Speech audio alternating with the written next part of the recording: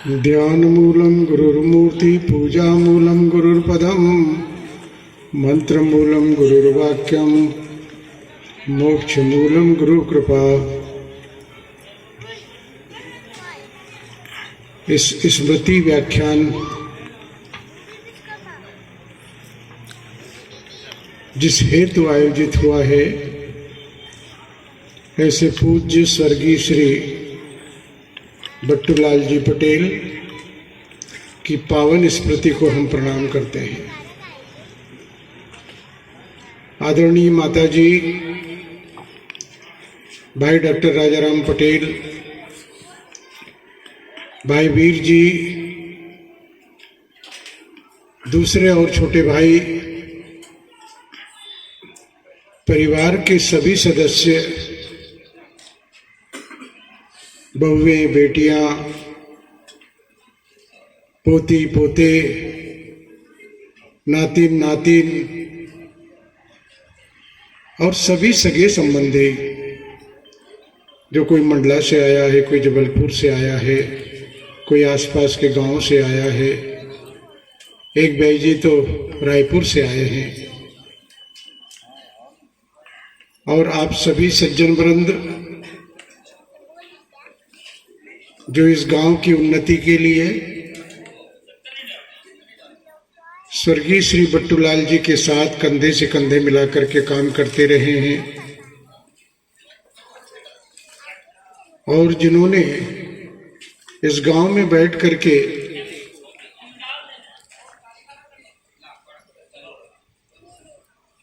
नई पीढ़ी को शिक्षा तो दी ही, लेकिन रामचरितमानस का गहन अध्ययन करके उन्होंने अद्भुत काम किया। ऐसे श्री यदुनंदन पटेल जी और आप सब दूर दूर तक बैठे हुए भाई बहनों, पत्रकार बंधुओं, छायाकार और भाई शक्ति पटेल जी जो इस कार्यक्रम का संचालन कर रहे हैं, मैं आग्रह करता हूं वो जो 6 बेटे उधर बैठे हुए हैं वो इधर आ जाएं। उठो, वहां से उठो,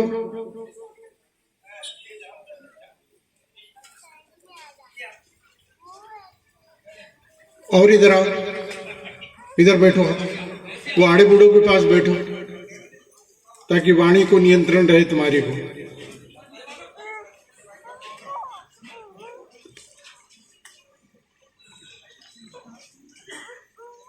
सज्जनों और देवियों,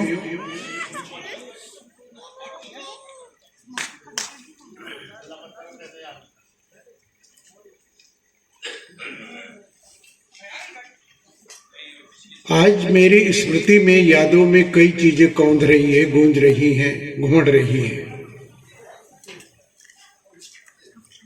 विषय तो है भ्रातृग्राम कल कैसे थे, यानी बीते हुए कल में आज कैसे हैं, और आने वाले समय में इनका क्या स्वरूप होगा। मुझसे ज़्यादा आप जानते हैं, अनुभवी हैं आप, मिट्टी से जुड़े हुए हैं आप, देश विदेश की सारी खबरें अखबार के माध्यम से, दूरदर्शन के माध्यम से आप पढ़ते रहते हैं। लेकिन जो मैं बात कहने जा रहा हूँ वो ये है कि कितने लोग गांव से निकल करके अपने गांव की तरफ लौट करके आते हैं, कितने लोग अपने माता पिता की स्मृति में ऐसा आयोजन करते हैं जो आज हो रहा है। आज एक व्याख्यानमाला का, स्मृति व्याख्यानमाला का, किसी श्रम के बेटे, माटी के बेटे, मंडला के बेटे, नर्मदा के बेटे, सतपुड़ा के बेटे की स्मृति में, याद में आज ये आयोजन हो रहा है। ये घटना साधारण सी लगती है, लेकिन मेरे जैसे संवेदनशील व्यक्ति के लिए बहुत महत्वपूर्ण है। क्या कुछ भाई यहां आकर के केवल चाय पी करके ही अपना अनुष्ठान पूरा करने जा रहे हैं? मैं 1000 किलोमीटर दूर से आया हूं रात भर जाग करके, मुझ पर दया कीजिए आप आ जाइए, वहां से सब लोग आ जाइए, मेरी प्रार्थना है। जो द्वार पर खड़े हैं, इधर उधर खड़े हैं, वो आ जाइए आप।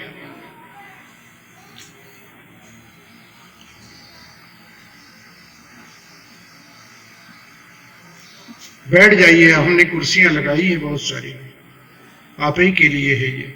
आप बैठेंगे तो कुर्सी धन्य हो जाएगी, और कुर्सी धन्य होगी तो हमारी व्यवस्था सार्थक हो जाएगी।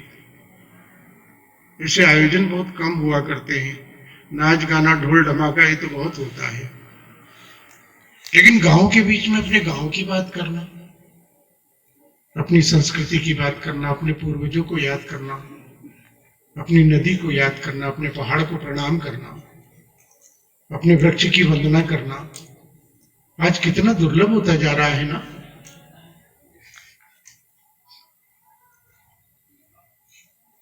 ऐसे समय में हम लौट रहे हैं हमारी भूमि को प्रणाम करने के लिए। हमारी धान की खुशबू, जिसके दानों के दूध के माध्यम से हम शक्ति अर्जित करते हैं, उसको प्रणाम करने के लिए लौट रहे हैं। मेरे लिए तो बहुत महत्वपूर्ण बात है, क्योंकि मैं किसान का बेटा हूं। पढ़ लिख करके देश विदेश में संस्कृति पर और भारत पर व्याख्यान देता हूं, वो अलग बात है, लेकिन असली आनंद तो गांव में ही आता है। इसलिए आज हम गांव की बात करेंगे। क्या थे हमारे गांव, और आज उनका स्वरूप कैसा हो गया है। आज का स्वरूप तो आपके सामने है ही, लेकिन हमारे गांव क्या थे। विषय इतना बड़ा है कि लगातार मैं 3 दिन तक बोलूं तब भी शायद मेरा मन नहीं भरेगा कि मैं इस पर पूरी तरह से बात कर पाया। लेकिन बहुत संक्षेप में आधा पौन घंटे में आपके सामने मैं निवेदन करना चाहूंगा, भारत की पहचान ही गांव से है। ये देश गांव का देश कहलाता है। गांव का देश यानी गांव का देश यानी मिट्टी से जुड़े हुए लोगों का देश, प्रकृति के बीच रहने वाले लोगों का देश, अपने सूरज अपने चांद से अपनी दिनचर्या को निर्धारित करने वाला यह देश, अपनी नदियों को मां मानने वाला यह देश, अपने पर्वतों की पूजा करने वाला यह देश, अपने पत्थरों में देवता का प्रतीक मान करके उसी में अपने आराध्य की आराधना करने वाला यह देश,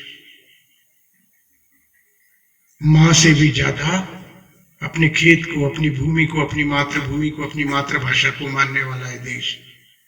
ऐसा ये देश है गांव का देश। और उस गांव के देश में सब जानते हैं मकान कैसे थे, सड़कें नहीं थी, बिजली नहीं थी, बिजली नहीं थी, ये जरूर मानते हैं, लेकिन बिजली नहीं थी, लेकिन लोगों को इतनी उम्र में इतने प्रकार के चश्मे भी नहीं लगते थे ना। हमारे आड़े बूढ़े लोगों को, बुजुर्ग लोगों को इतने चश्मे लगे हुए देखे कि आपने,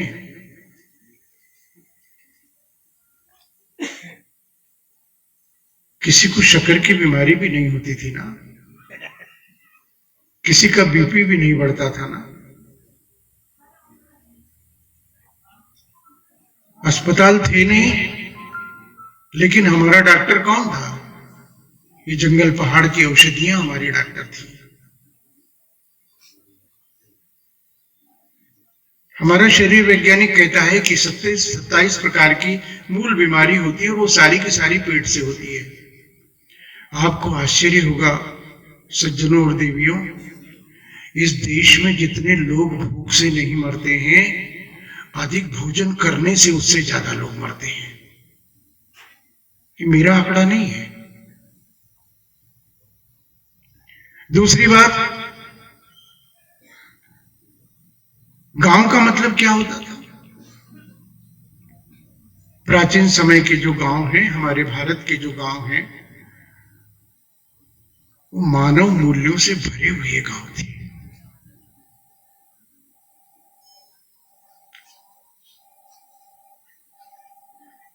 मैं कॉलेज में प्रोफेसर और कॉलेज में प्राध्यापक रहा हूं, वो दोनों बेटे उठ करके आगे आ जाए, दोनों बेटे उठ करके आगे आ जाइए। हाँ तुमको बोल रहा हूं, इधर उधर मत देखो, तुमको। हाँ उठो, उठो वहां से उठो।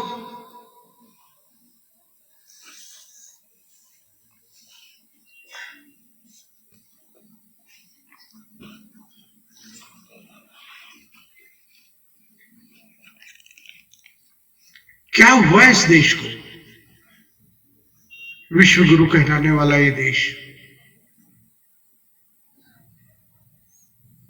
गांव से लेकर नगरों तक, अरण्यों से लेकर आश्रमों तक, ऋषियों की कुटिया से लेकर के खेतों में काम करने वाले लोग तक एक ही आराधना की जाती थी, सर्वे भवन्तु सुखिनः सर्वे सन्तु निरामया सर्वे भद्राणि पश्यन्तु मा कश्चित् दुःखभाग्, सब सुखी हो। यहां तो शिव पार्वती यदि कैलाश से उतर करके भ्रमण के लिए आते हैं अपने वृषभ राज पर बैठ करके, तो शिव पार्वती कहती है कि ये गरीब है, ये दुख दर्द से पीड़ित है, इसका दुख दूर करो। शिव कहते हैं कि तुम तो कहीं भी हट पड़ जाती हो। बोले नहीं, मैं आगे, यहां से आगे नहीं जाऊंगा। शिव कनेर की छोटी तोड़ते हैं, अमृत में भीगते, अमृत की छींटे देते, उसका दुख दूर हो जाता है। आखिरी में मेरी माँ, मेरी दादी, मेरी नानी क्या कहती है? जैसे उनके दुख दूर हुए ऐसे सबके दुख दूर हुए, जैसे उनके दिन बहुरे ऐसे सबके दिन बहुरे, ऐसे वो सुखी हुए ऐसे सब सुखी हो। मेरे पिताजी पढ़े लिखे नहीं थे। भोजन करने के बाद वो 95 साल के, 106 साल में गए वो 95 साल के कहते हैं, खाया पिया लगाया भोग, खुशी रहो नगरी का लोग, आत्मा सु परमात्मा। शबरी के बेर खाने वाले, सुदामा के घर तंदुर खाने वाले, विदुर घर मेवा खाने वाले प्रभु, आओ भोजन करो, हे अन्नपूर्णा मां तू सबको भोजन देना। ये गांव का अपना आदमी कहता था। आप जानते हैं मेरे गांव कैसे थे? सच बताना आप, गांव में किसी भी बेटी की शादी होती थी,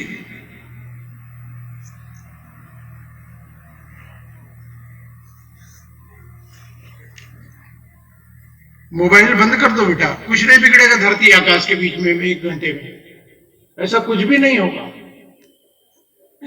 हम फोन नहीं करेंगे तो ऐसा कुछ भी नहीं होगा कि बहुत कुछ बिगड़ जाएगा, कुछ भी नहीं होगा। 1 घंटे बात कर लेंगे, उसको मौन पर कर लो, कंपन पर कर लो। हाँ मेरी प्रार्थना। एक बूढ़ा आदमी बोल रहा है,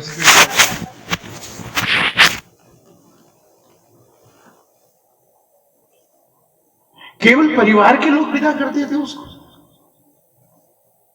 पूरा गांव विदा करता था उसको। पूरे गांव के आंसू में उनके मन भीगते थे, केवल शरीर नहीं भीगता था। यह था भारतीय गांव। हमारे पास धन कम था लेकिन मन ज्यादा था। हमारे पास साधन कम थे लेकिन मन के विचारों के संसाधन बहुत ज्यादा थे। हमारे पास बहुत सारी जमीन नहीं थी लेकिन हमारे मस्तिष्क का इतना विस्तार था कि पूरा भारतवर्ष, पूरा विश्व उसमें समा जाता था। मन से हम बड़े थे, चरित्र से हम बड़े थे। सच बताना आप, 4 महीने खेत में काम करने के बाद, भारतीय गांव की बात कर रहा हूं, शहर की बात छोड़ दीजिए, भारतीय गांव में जो काम करने वाला आदमी था, वर्ष में जितनी वर्षा होती थी,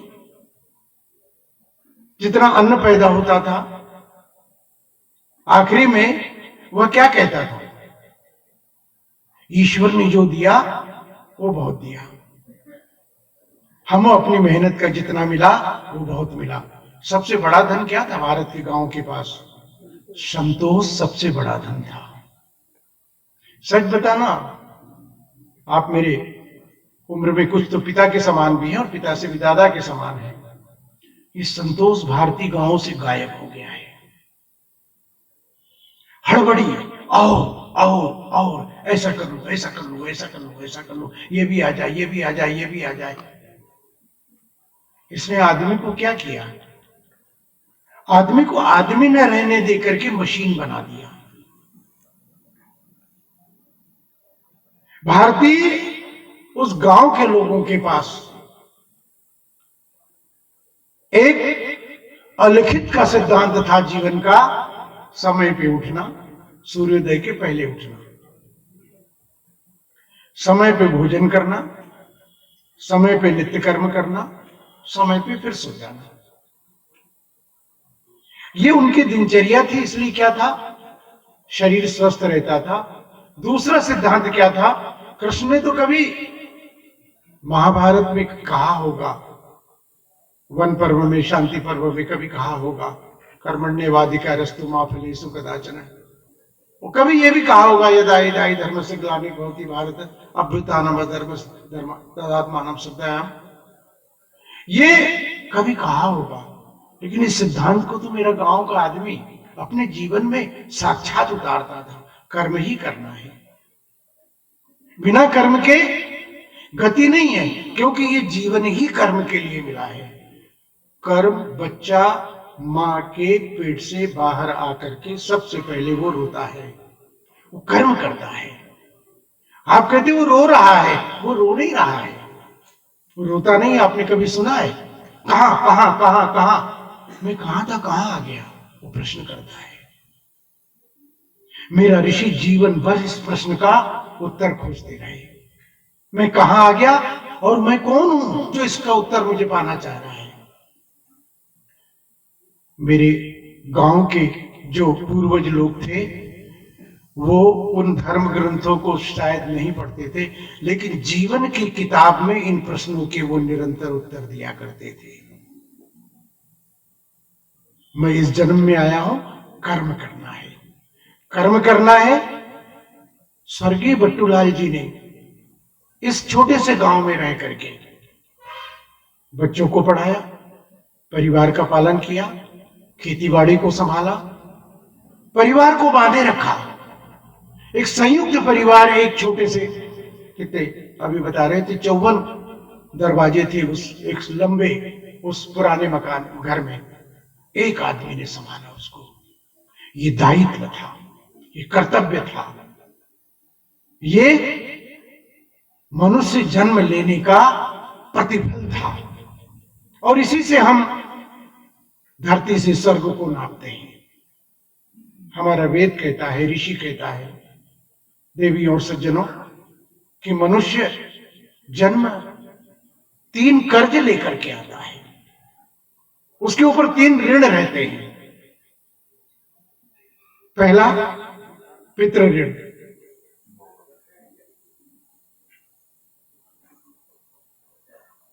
दूसरा ऋषि ऋण और तीसरा देव ऋण। पिता के कर्मों को जब व्यक्ति आगे बढ़ाता है, संतान उत्पत्ति के रूप में, कर्म करने के रूप में, पिता की कमाई को संभालने के रूप में, पिता की संतति को आगे बढ़ाने के रूप में, और पिता के सपनों को साकार करने के रूप में, तब वो पितृ ऋण का निर्वाह करते हुए पितृ ऋण से ऋण होता है। बट्टूलाल जी ने अपने पूर्वजों के द्वारा जो कर्म किए थे उसको आगे बढ़ाया। सबसे पहला कर्तव्य, यदि हम गृहस्थ जीवन में हैं तो गृहस्थ जीवन के कर्तव्यों का पूरी तरह से निर्वाह करें। उन्होंने पूरी तरह से निर्वाह किया, खेतीबाड़ी को संभाला, बच्चों को पढ़ाया, बेटी बेटियों को पढ़ाया। और दूसरा ऋषि ऋण, जो ज्ञान की परंपरा है हमारी, जैसे यदुनंदन जी पटेल कर रहे हैं, हमारी जो ज्ञान की परंपरा, हमारे पास जो भी ज्ञान की परंपरा है, जरूरी नहीं कि वेद पुराणों को पढ़ करके ज्ञान की परंपरा कर दो। हमारा जो कृषि का ज्ञान है, हमारी जो औषधियों का ज्ञान है, हमारे जो पहाड़ों का ज्ञान है, नदियों को स्वच्छ रखने का ज्ञान है, तारों को देख करके वर्षा के आगमन की सूचना का ज्ञान है, पक्षियों की बोली सुन करके वर्षा ऋतु तीसरे दिन आ जाएगी, इसका ज्ञान जो है। अब शुक्र तारा उदित हो गया तो अब ये चीज होगी। अब अगस्त ऋषि का उदय हो गया तो वर्षा ऋतु के जाने का समय हो गया। रोहिणी में यदि पानी बरस गया तो फिर मामला गड़बड़ हो जाएगा, 1 महीने बारिश नहीं आएगी। यदि शुक्रवार की बदली रही और शनि तक छा गई तो वो बिन बरसे नहीं जाएगी। यदि घड़े का पानी गर्म है और चिड़िया धूल में नहा रही है तो, और चींटी अंडा लेकर के चल रही है, कल सा पानी गर्म है, चिड़िया नावे दूर, अंडा ले चींटी चढ़े तो बरखा भरपूर, तो बरखा जरूर होगी। ये ज्ञान की परंपरा थी। इस ज्ञान को आगे बढ़ाना, इस ज्ञान को स्वतंत्रता के बाद हमने माना नहीं, इसलिए हमारे गांव की दुर्दशा हुई, हमारी खेती की दुर्दशा हुई। हमारे बुजुर्ग गोबर का खाद डालते थे। मैं एक इकाई बता रहा हूं आपको। और देव ऋण यानी जो देवताओं के द्वारा दी गई संपत्ति है। हमको जाम, आम, जंगल के फल, जंगल के कंद, जंगल के मूल हमने लगाए क्या? किसने दिए हैं? ये देवों ने दिए हैं ना। इसको बांट करके खाना, इस पर आधिपत्य नहीं करना। सारी चिरौंजी व्यापारी ले जाते हैं मेरे आदिवासियों से खरीद करके। पानी बोतलों में बिक रहा है, ये देखिए। किसने अधिकार दे दिया? किस सेठ ने अधिकार दिया? सत्यानाश, पाप कर रहे हैं ये। मैं जब इस मंच से बोल रहा हूं तो निवेदन कर रहा हूं कि मैंने जीवन में इस बोतल का पानी नहीं पिया है, मैंने कोल्ड ड्रिंक का स्वाद नहीं जाना है। 36 घंटे रेल में यात्रा करता हूं और 12-12 घंटे हवाई जहाज में यात्रा करता हूं, इस बोतल का पानी मैं नहीं पीता हूं। आप इसको पी करके बोले हम पढ़े लिखे हैं, काय खाक पढ़े लिखे, 6 महीने बासी पानी पी रहे हैं यहां और बड़े वो कर रहे हैं। कैसा जमाना आ गया, कैसी स्थिति आ गई। और करोड़ों का व्यापार हो रहा है, पानी का व्यापार करोड़ों का, जो भगवान ने हमको उपहार में दिया है। क्योंकि आप जिंदा रहे, 5 तत्व से जो शरीर बना है, उस 5 तत्व पर तो किसी का अधिकार नहीं होना चाहिए। आकाश पर किसी का अधिकार नहीं होना चाहिए। धरती पर हमने मनमानी अधिकार कर लिया। लेकिन कुछ कहते हैं कि नहीं, हिंदुस्तान में हम ही रहेंगे, आप लोग नहीं रहेंगे, नहीं इसको हम ऐसा बनाएंगे। तो ये धरती तो सबके बेटी है, सबकी माँ है, सब उसके बेटे हैं, इस पर सबको रहने का अधिकार है, ऐसा मत करिए। तो हमारे गांव प्रेम से रहते थे। और गांव क्या था? प्राचीन गांव क्या थे? वर्तमान गांव आप जानते हैं। प्राचीन गांव क्या थे? प्राचीन गांव हमने आत्मालंबन स्वावलंबन का नारा जवाब दिया। गांव अपने आप में स्वावलंबी थे। आप सब जानते हैं, जो पुराने लोग हैं, मेरे पूर्वज, मेरे दादा लोग समान बैठे हुए हैं, वो गांव में लुहार होता था, गांव में सितार होता था जो लकड़ी का काम करता था, गांव में नाई होता था, गांव में धोबीदाजी होता था, गांव में चर्मकार होता था, गांव में पिंजारा होता था, रुई भरने वाला, रुई जलने वाला, गांव में कुम्हार होता था। इतने सारे लोगों का काम जो है वो गांव एक स्वावलंबी इकाई था। सारे गांव के लोग अपनी आवश्यकताओं की पूर्ति इनसे कर लेते थे। अब कील भी लेना है तो मंडला जाना है, या पौड़ी के आदमी को अंजनिया आकर के लेना है। और सुन लो,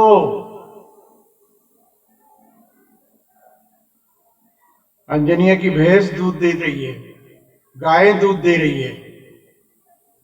हो सकता है आपके गांव में दूध नहीं बिकता हो, अन्य जगह का दूध बिक जा करके, और कहाँ चला जा रहा है? बिकने के लिए चला जा रहा है। फिर वो क्या होता है? या तो सौरभ के पैकेट में बन करके आ रहा है, या सांची के पैकेट में भर करके आ रहा है, या अमूल के पैकेट में भर करके आ रहा है। आपका ताजा दूध तीसरे दिन आपका आ रहा है, और आप ही बेच रहे हैं 30 रुपए लीटर, 35 रुपए लीटर, और वहां से आ रहा है 60 रुपए। अभी 61 रुपए हो गया है, अभी सांची 61 रुपए लीटर हो गया, 62 रुपए, 31 रुपए का आधा लीटर। यानी आपका दूध यहां से ताजा दूध जा रहा है, और वहां से तीसरे दिन आपको बासी दूध दुगने दाम में मिल रहा है। मंडला में रात के 2 बजे भी यदि आप चाय ढूंढेंगे तो किसी न किसी ठेले पर चाय मिल जाएगी बस स्टैंड के आसपास। छोटे से गांव में जहां दूध बिक करके जा रहा है वहां दिन के 2 बजे भी, मंडला में रात को 2 बजे चाय मिल जाएगी। मंडला में दूध नहीं उत्पन्न होता, जबलपुर में दूध उत्पन्न नहीं होता, लेकिन जहां दूध उत्पन्न हो रहा है, गायें भैंसे दूध दे रही है, वहां दिन के 2 बजे भी चाय के लिए दूध नहीं मिलेगा।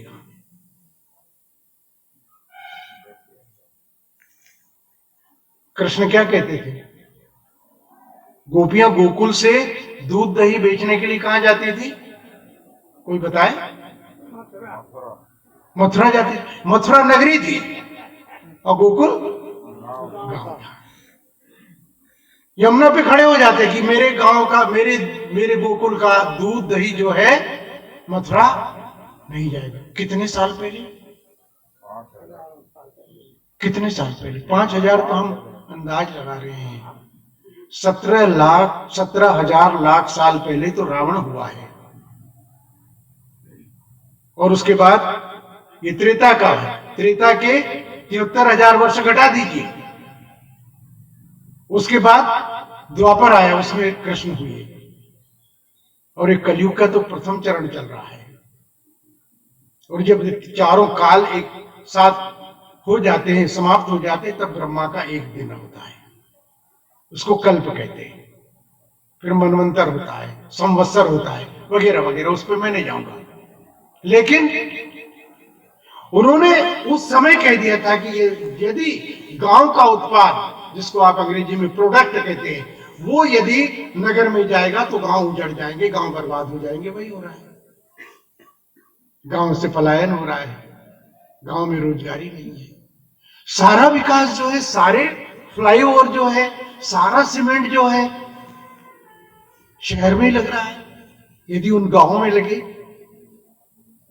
प्रधानमंत्री सड़क ने तस्वीर बदली गांव की, प्रधानमंत्री आवास योजना ने तस्वीर बदली गांव की, लेकिन ऐसी सारी सुविधाएं गांव में हो, सारे रोजगार के अवसर गांव में हो, तो मेरे जो बेटे बेटी हैं इस शहर की तरफ पलायन नहीं करेंगे, उनको वही होगा। क्यों? अपनी घर बार छोड़ करके, माता पिता को छोड़ करके, दादा दादी को छोड़ करके, गाय भैंस को छोड़ करके, नदी तालाब को छोड़ करके, वृक्ष चिड़िया पक्षी को छोड़ करके क्यों जाएगा? क्यों जाना चाहेगा? कोई विवशता में रहते। यहाँ की खुली हवा, खुली धूप, शुद्ध जल, दूध घी को छोड़ करके वह नरक की जिंदगी में रह जाएगा।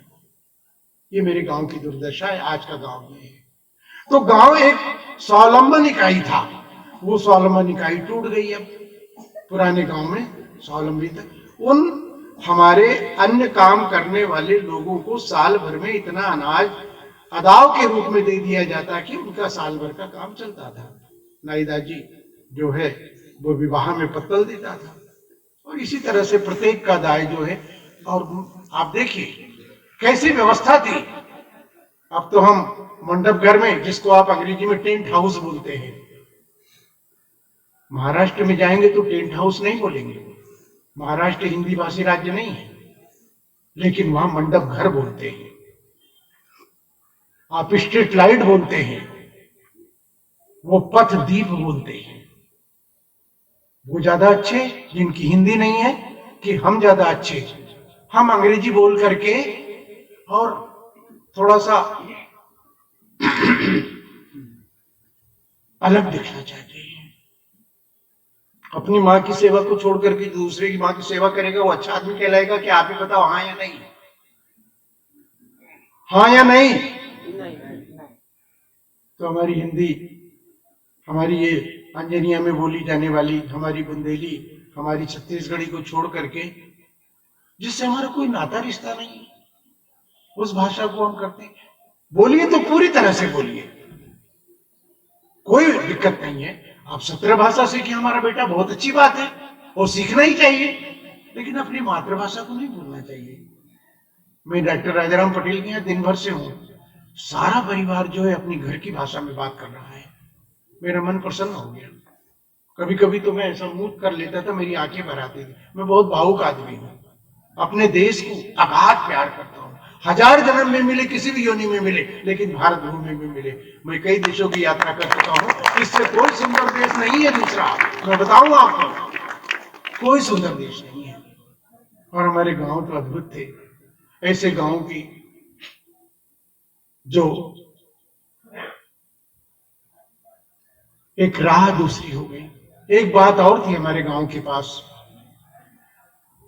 आज डॉक्टर राजाराम पटेल की माता जी से बात कर रहे थे, उन्होंने कहा कि वो आषाढ़ में पैदा हुई थी और भादव में उसका लिख आया था।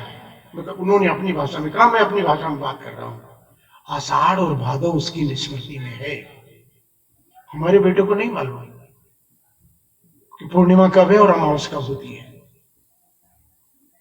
गांव में मैं गया, वहां पर सरही गांव था, शायद सरही है ना, सरही में उसने कहा कि वो तो पंचमी के दिन ही होता है और कार्तिक बदी अमावस से लेकर कार्तिक सुदी पूर्णिमा तक 15 दिन का हम उस तरह का गायन करते हैं।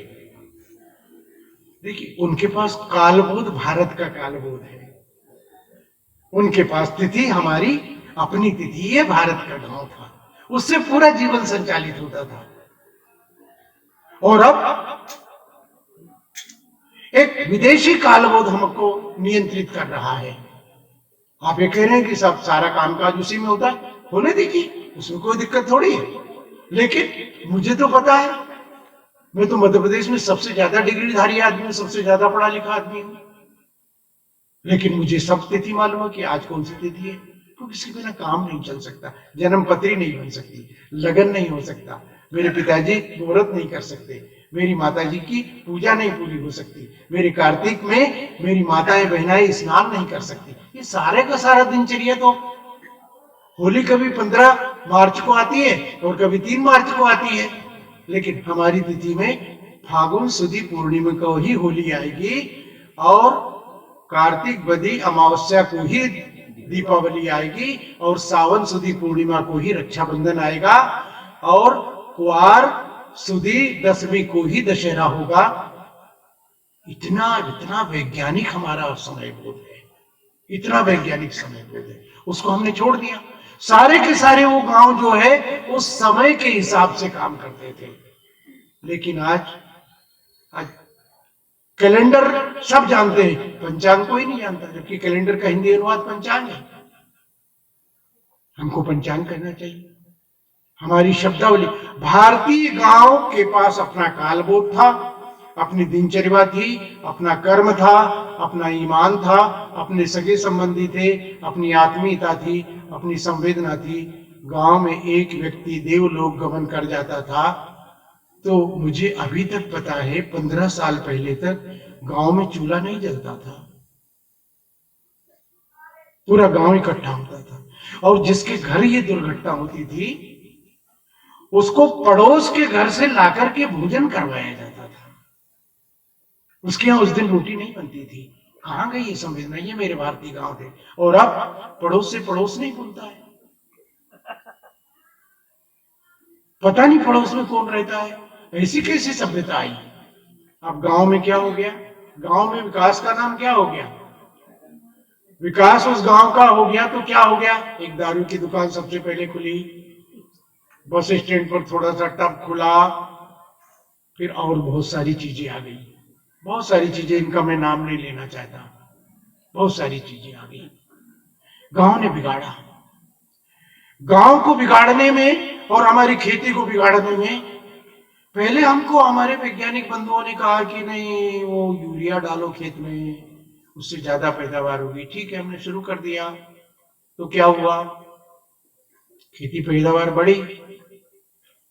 अब वो कहते हैं 25-30 साल बाद कि जैविक खेती डालो, जैविक खेती करो, गोबर का खाद डालो।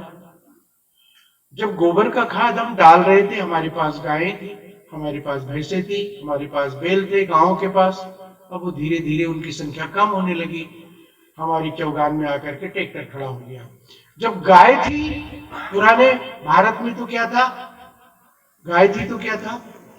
गाय से दूध, दूध से दही, दही से मही, मही से मक्खन, मक्खन से घी, इतनी चीजें। बेटे खा करके पुष्ट होते थे, तंदुरुस्त होता था, शरीर बलवान होता था। एक चीज, उसके बछड़े, उसी से खेती का काम, उसी से हल जोतना, उसी से बुआई, उसी से सारा काम। गाय, उसका गोबर, घर लिपना, आंगन लिपना, उसका गोबर, उसका गौमूत्र औषधि के काम, उसका गोबर घर लिपने के साथ साथ हमको खाद देता था। एक गाय कितनी सारी हमारी चीजों की अर्थव्यवस्था हमारे पास थी। पुराने गांव में केवल आषाढ़ जब आता था, बारिश के पहले केवल दो चीजें आती थी बाजार से, एक तो नमक और दूसरा गुड़। तीसरी चीज नहीं लाई जाती थी, सारी चीजें घर में होती थी। अब तो कोई चीज होती नहीं घर में, कोई चीज होती नहीं घर में। अब तो हम चावल पहले बेचते थे। मैंने वो दादी से पूछा, क्या नाम उनका, गंगा कुछ ऐसा नाम था, मैं भूल रहा हूँ। उन्होंने कहा, मैंने ये महुआ आप बेच देते हो, क्या भाव बेचा? बोले 35 रुपए किलो। मैंने कहा अब अभी जो बुआ बिछिया में, मैंने कहा कई दुकानों पर मैंने बिकता हुआ देखा, अभी तो महुआ का समय नहीं है। फिर वो महुआ खरीद के लाते हैं, क्या भाव? 60-65 रुपए किलो। अपना ही माल आधी कीमत में, फिर डबल कीमत में उसको खरीद करके लाना। भंडारण, गांव पूरा का पूरा भंडारण क्या था? भंडारण के अलग अलग तरीके थे। मिट्टी की कोठी, उसमें हमारा अनाज जो है वो रखा रहता था, साल भर कुछ नहीं होता था। अब हमको क्या कर दिया, हमारा जो बीज है वो थैलियों से आने लगा। हमको अपने ही चीजों पर से अलग करके और शहर की चीजें हमारे ऊपर थोपी, यूरिया थोपा, फिर बीज थोपा। अब हम पानी आता है तो थैलियों का जो बीज है वो लेने के लिए शहर में लाइन में लगते हैं, खाद के लिए मारामारी होती है, नहीं मिलता तो फिर ये करते हैं। गांव आत्मनिर्भर था, किसी की तरफ वो देखता नहीं था, उसी का खाद था, उसी का बीज था, उसी के हल थे। हल का दत्वा टूट जाता था तो लोहार उसमें था, दौड़ता दौड़ता बेटा आता था, वो सुधार देता था। और एक बात, हमारे गांव के पास की बहने वाली नदी साफ जल वाली थी, हमारे कुओं में गजघाव पानी था। हम इतनी बड़ी बाल्टी की रस्सी से बाल्टी से पानी खींच लेते थे। अब निरंतर निरंतर पानी जो जा रहा है नीचे। पुराने गांव में कोई बोरवेल नहीं था, कोई ट्यूबवेल नहीं था, इसलिए धरती पर पानी ऊपर था। और अब धरती की छाती को लगातार हम खोद रहे हैं, तो धरती के भीतर का जो संतुलन है, 1996 में जो गुजरात में भयंकर भूकंप आया था ना, उसमें एक कारण क्या था कि धरती में इतने सारे छेद कर दिए हैं, ये ट्यूबवेल लगा लगा करके। ए भाई, ए छोरा, इतने छेद कर दिए हैं कि उसके भीतर का जो संतुलन है वो डगमगा गया, इसलिए भूकंप आ रहे हैं। ये सही बात नहीं है, बिल्कुल सही बात नहीं है। तो हमने क्या किया, हमारी शुद्धता को, सारी नदियों का पानी जो है पीने के लायक तो क्या, स्नान करने के लायक नहीं बना। वृंदावन गए कभी आप? अभी 4-5 वर्ष के बीच में वृंदावन गए? वो पंडित कहता है कि आचमन करो, उस पानी का कैसा आचमन करे? दिल्ली का सारा नरक वृंदावन तक, मथुरा तक आता है बह करके। हमने पवित्र नदियों को नहीं छोड़ा। अभी 5 साल पहले संगम पर स्नान करने के लिए साधु सन्यासियों ने मना कर दिया कि हम इस पानी में स्नान नहीं करेंगे। गंगा की ये स्थिति है, कौन सुधारेगा, कैसा सुधरेगा? हमने उनको खराब किया ना। क्यों खराब किया? अमरकंटक में जाते हैं, मंडला में जाते हैं, नर्मदा के किनारे हम अपने घर से जो है वो भोजन लेकर के जाते हैं, प्लास्टिक की पूरी थाली लेकर के जाते हैं, थैलियां लेकर के जाते हैं, भोजन अपने पेट में, थैलियां नर्मदा के पेट में, प्लास्टिक नर्मदा के पेट में। नारियल की चिटक हमारे भीतर और नारियल की नट्टी बूझ सब नर्मदा की उसमें। स्वच्छ कपड़े हमारे उसमें और सारा कपड़ों का मेल जो है नर्मदा के उसमें। कैसी बचेगी नर्मदा? क्यों बचेगी नर्मदा? किसके लिए बचेगी नर्मदा? सोचिए, ये सोचने का समय है। पर्यावरण बिगड़ रहा है, जलवायु संतुलन बिगड़ रहा है, गांव बदल चुके हैं साथियों। क्षमा चाहता हूं। गांव में अब जो कर्म के प्रति निष्ठा थी, जितना भगवान के द्वारा काम के बदले में हमको फल दिया जाता था, उसमें जो संतोष होता था, वो संतोष हमारे मन से खत्म हो गया। 4 पुरुषार्थ होते हैं हमारे यहाँ, धर्म, अर्थ, काम और अंतिम मोक्ष। वो धर्म सबसे पहले था, वो धर्म जो है पीछे हो गया और अर्थ आगे आ गया। और कमाई और कमाई और कमाई और कमाई। जीवन में लालसाओं की तो अनंतता है, सबकी पूर्ति नहीं हो सकती, लेकिन ये भी कहा गया है कि अभी भी धरती के पास मनुष्य की सारी इच्छाओं की पूर्ति की तो क्षमता है, लेकिन लालसाओं की पूर्ति की क्षमता नहीं है, उसमें लालसाओं की इच्छा नहीं होती। इसलिए हमारे पास संयम था। पुराने गांवों में संयम था। नहीं ऐसा करेंगे तो पाप लगेगा, नहीं ऐसा करेंगे तो स्वर्ग मिलेगा। ये पाप पुण्य की धारणा जो है, स्वर्ग नरक की जो धारणा है, धीरे धीरे गांव से खत्म हो गई। इसलिए स्वच्छंद रूप से विचर रहे हैं, जो मन में आया वो कर रहे हैं। हम गली में निकलते थे और कोई भी दाजी यदि हमको उधम करते हुए देख लेता था, वो केवल ऐसा ही आंख करके देखता था, तो हम सहम जाते थे कि दादाजी से या पापा जी से घर में शिकायत हो जाएगी। अब तो बाप डांटता है तो बच्चा नहीं मानता है। क्यों नहीं मानता है? पहले एक पिता के 4 बेटे, 2 बहनें, 6, तो एक की चीज लाएंगे तो 6 की चीज भी लाना पड़ेगी, जिद नहीं होती थी। फिर वो बेटा देखता था, बेटी देखती थी कि दादा मेरे पिताजी को डांट रहे हैं और पिताजी जो है नीचा मुंह करके चुपचाप सुन रहे हैं। तो उसके भीतर सहन शक्ति आती थी कि मुझे बोलना नहीं है। अब तो एक बेटा है और एक बेटी है। वो जिद करता है कि 18,000 का मोबाइल होना, 25,000 का मोबाइल होना। पापा कहते कि नहीं बेटा, अपन छोटा मोबाइल ले ले। फिर वो कहते 1.5 लाख की मोटरसाइकिल होना। तो कहते नहीं बेटा, दूसरी मोटरसाइकिल 70,000, 80,000, 1 लाख में जो आती है उसको ले लेते। भीतर से माँ चिल्लाती, तुमको शर्म नहीं आती? 1.5 लाख रुपए तुम्हारी तनख्वाह है, बेटा एक बेटा तुम्हारा वो तो मांग रहा है, तुमको देते हुए क्या हो गया? पहले पिता के पीछे बच्चे घूमते थे क्योंकि 4 बच्चे थे। अब एक बेटा एक बेटी। अब माँ बाप जो है किसके पीछे घूमते हैं? किसके पीछे घूमते हैं? बेटा बेटी के पीछे घूमते। नहीं बेटा, हाव ले देते हैं। तो संयम जो था जीवन का खत्म हो रहा है, और संयम जीवन का खत्म होता है तो जिंदगी अनियंत्रित होती है, और जिंदगी अनियंत्रित हो गई तो सब कुछ गड़बड़ हो जाता है जीवन में। हम आड़ा टेढ़ा चलेंगे तो फिर नुकसान हमारे ही होगा। ये जीवन को नियंत्रित करने के लिए संयम जरूरी है।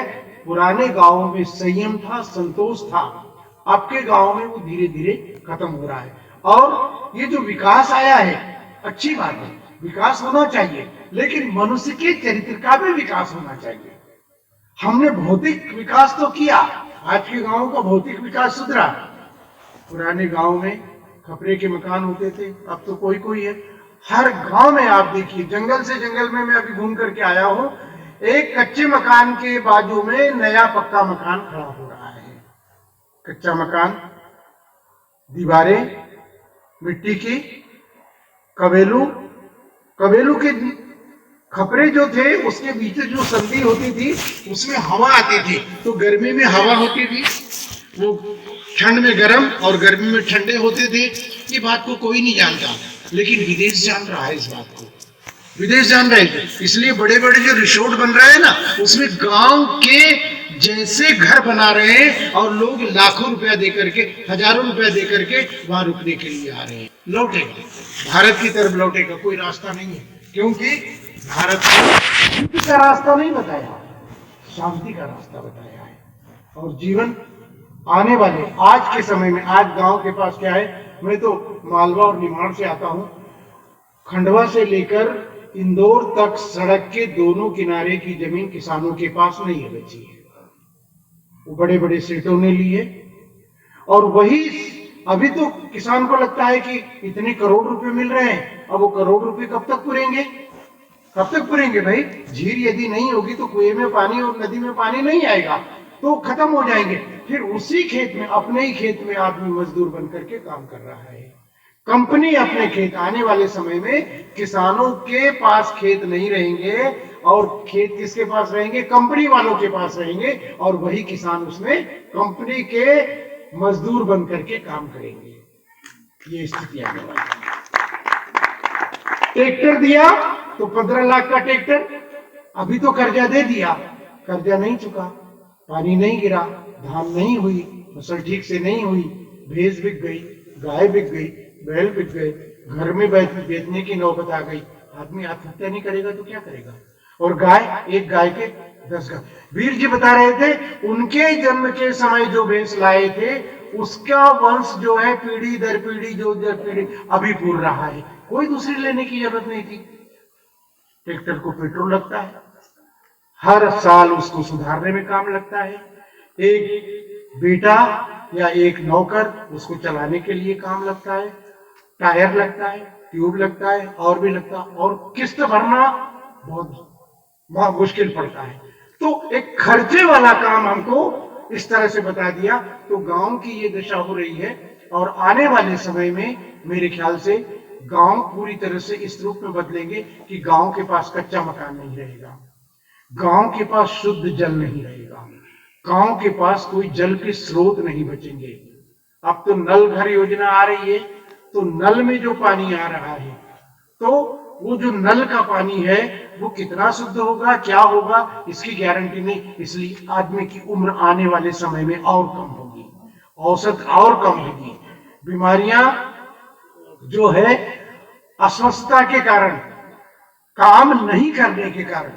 गांव में आदमी श्रमशील था, काम करता था, लेकिन धीरे धीरे जो है काम करने की प्रवृत्ति कुछ ऐसे विकास के उसमें हुई कि हम उतना काम नहीं कर पा रहे हैं। तो शरीर जो है एक प्रकार से हमारा आलसी हो रहा है, आलस से गिर रहा है।